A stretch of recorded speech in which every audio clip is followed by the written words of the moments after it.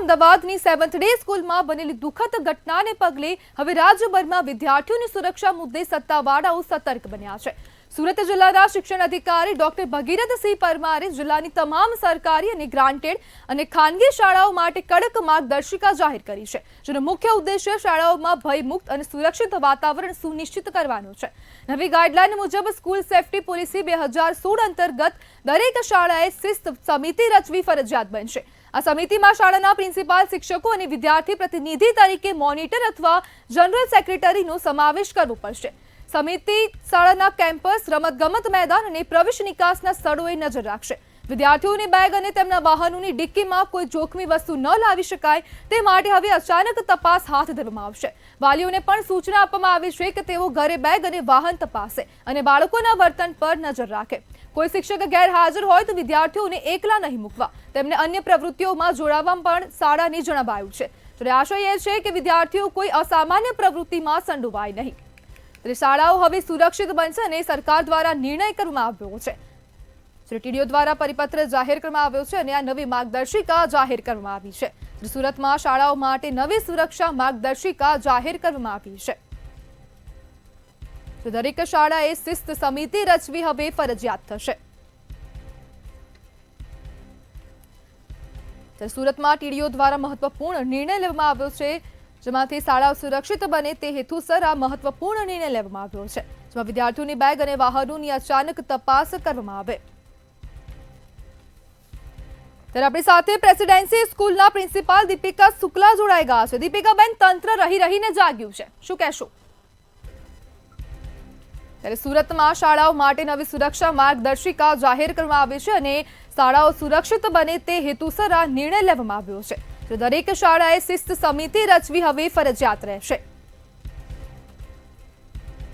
સુરતમાં ટીડીઓ દ્વારા મહત્વપૂર્ણ નિર્ણય લેવામાં આવ્યો છે અને વિદ્યાર્થીઓની બેગ અને વાહનોની અચાનક તપાસ થશે અને વાલીઓને પણ આજે તપાસ કરવા માટે પણ કહેવામાં આવ્યું છે। વિદ્યાર્થીઓના વર્તન પર પણ નજર રાખવા માટે વાલીઓને કહેવામાં આવ્યું છે। શાળાઓને ભયમુક્ત વાતાવરણ સુનિશ્ચિત કરવાનો આ નિર્દેશ છે। ગેરહાજર શિક્ષકોના સમયે વિદ્યાર્થીઓ દેખરેખમાં રહેશે। શિસ્ત સમિતિની રચના કરવા માટે ફરજિયાતપણે કહેવામાં આવ્યું છે। અચાનકથી બાળકનું બેગ અને તેમના વાહનોની ડિક્કીની તપાસ કરવામાં આવશે। સેવન્થ ડે દુર્ઘટનાને પગલે શાળાઓમાં સલામતી કડક કરવામાં આવી રહી છે। સુરતમાં શાળાઓ માટે નવી સુરક્ષા માર્ગદર્શિકા જાહેર કરવામાં આવી છે અને આ સુરતની દરેક સ્કૂલમાં નવી માર્ગદર્શિકા લાગુ પડશે। દરેક શાળાએ શિસ્ત સમિતિ રચવી હવે ફરજિયાત રહેશે, જેથી કરીને વિદ્યાર્થીઓ હવે દેખરેખમાં રહેશે અને ટીચર અથવા તો વિદ્યાર્થીઓની દેખરેખમાં રહેશે। વિદ્યાર્થીઓની બેગ અને વાહનોની અચાનક તપાસ કરવામાં આવશે, જેથી કરીને કોઈ અનિચ્છનીય ઘટના ન બને। શાળાઓને સુરક્ષિત વાતાવરણ પૂરું પાડવા માટે આ મહત્વપૂર્ણ નિર્ણય લેવામાં આવ્યો છે।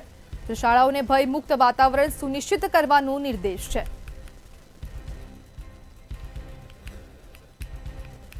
પ્રશ્નો તંત્રને થઈ રહ્યા છે કે તંત્ર હવે ઘટના બન્યા બાદ જાગ્યું છે।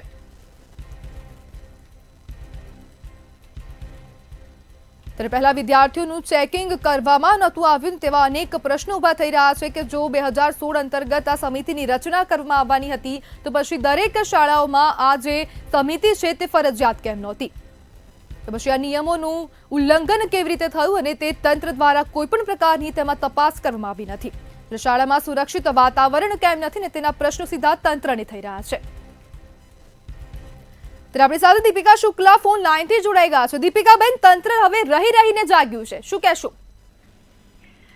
જી, સલામતીને માટે થોડું આ ઘટના જ્યારે બને ત્યારે તંત્રના ભાગે વિશેષ જવાબદારી આવે એ હેતુસર હોઈ શકે, પણ શાળાઓ એની રીતે પ્રિકોશન્સ લેતી જ હોય છે। શાળાઓએ લેવા જોઈએ। વાલીઓ બાળકોને શાળાના ભરોસે કેમ્પસની અંદર દાખલ કરે છે એટલે એ શાળાની જવાબદારી બને છે કે કોઈ અનિચ્છનીય બનાવ ના બને। એ હેતુસર શાળાઓએ પણ આવી તપાસ સમિતિઓ પહેલેથી જ રચી છે। ઇનફેક્ટ હું અમારી વાત કરું તો અમે શરૂઆતથી જ બાળકોના લંચ બોક્સ એટલા માટે ચેક કરીએ છીએ કે તેઓ હેલ્ધી ફૂડ લાવે છે કે નહીં, અને એ હેતુસર ચેક કરીને સાથે બધી જ ચકાસણીઓ અમે કરી લેતા હોઈએ છીએ। એટલે અત્યારે વિશેષ પગલા રૂપે ભાગમાં લેવાયું છે બરાબર છે, પણ શાળાઓએ પોતે પણ પોતે કે રીતે આવી સાવચેતીઓ રાખવી પડે છે એ હકીકત છે. જનરેશન બદલાયું છે, સોશિયલ મીડિયાનો ઘણો બધો પ્રભાવ છે. દેખીતી ઘટનાઓ ન્યૂઝપેપરમાં પણ કેટલી બધી વાંચીને વિદ્યાર્થીઓ પોતાના મગજને ચકડોળે કરી રહ્યા છે. ભણવામાં ધ્યાન ઓછું છે અને વિશેષ બાબતોમાં ધ્યાન વધારે છે, ત્યારે ઘરોની પણ જવાબદારી બને છે. ઘરનું વાતાવરણ પણ એટલું સુરક્ષિત ત્યારે જ બની શકે જ્યારે માતા પિતા પણ એવો માટે એટલો સમય ફાળવે. અમે એવું પણ માતા પિતાને સૂચન કરીએ છીએ કે રોજ એક પ્રાર્થના, ભજન કે સ્તુતિ કે કોઈક પણ વાત બાળકની સાથે તમે રોજ એક દિવસ 15 મિનિટ ફાળવીને કરતા રહો, જેથી બાળકોના દિમાગ બદલાય, એનો અભ્યાસ પરત્વે ધ્યાન વધે. હકીકત ઘણી બધી એવી ચર્ચાઓ છે કે જેને આ તબક્કે ચર્ચવી હવે જરૂરી છે કે જેથી સમાજ સુરક્ષિત બને.